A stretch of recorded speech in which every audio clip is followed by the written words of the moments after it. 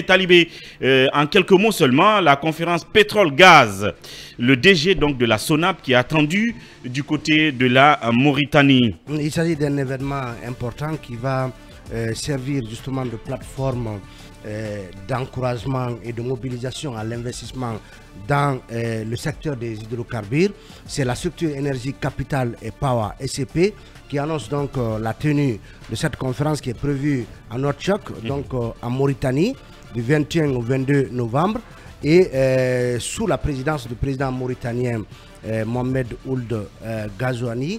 Et il est prévu donc que le directeur général de la SONAP, M. Amadou Doumbouya, prenne part à cette importante réunion, puisque, vous le savez, depuis la création de la SONAP dirigée par M. Amadou Doumbouya, il y a une sorte en tout cas de plan Marshall en vue du développement du secteur des hydrocarbures en Guinée. Parce que quand vous faites la comparaison entre ce que des pays comme la Côte d'Ivoire, le Sénégal ont réussi en matière de recherche dans le domaine du gaz et du pétrole, vous comprenez que la Guinée est vachement en retard.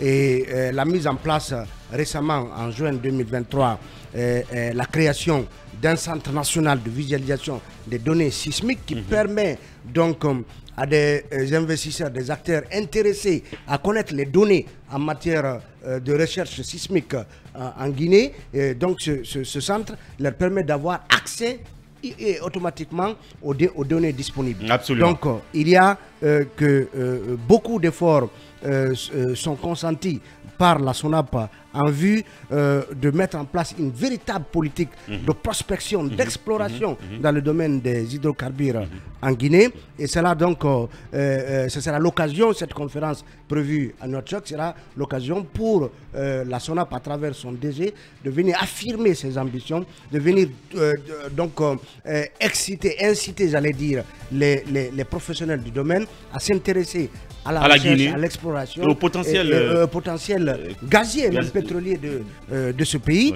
parce que vous le savez, dernièrement, la SONAP a orienté les recherches vers, en tout cas, travailler sur de futures initiatives qui doivent nécessairement conduire à la découverte, beaucoup l'espèrent en tout cas, du pétrole en Guinée.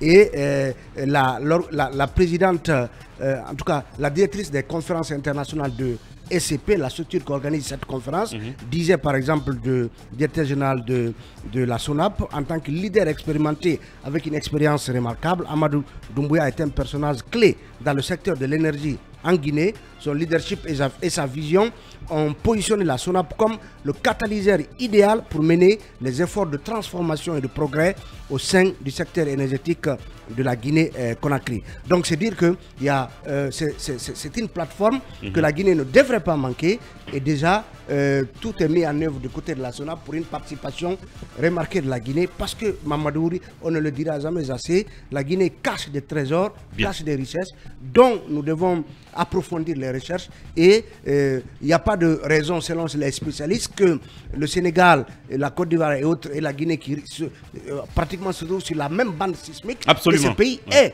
des potentialités en termes de gaz et de pétrole, et que la Guinée n'en ait pas. Donc il faut encourager ces efforts. Il faut que la Guinée ait des ambitions, que la Guinée ait des dirigeants qui feront une vision qui feront qu'on ne pourra plus que compter sur nos mines.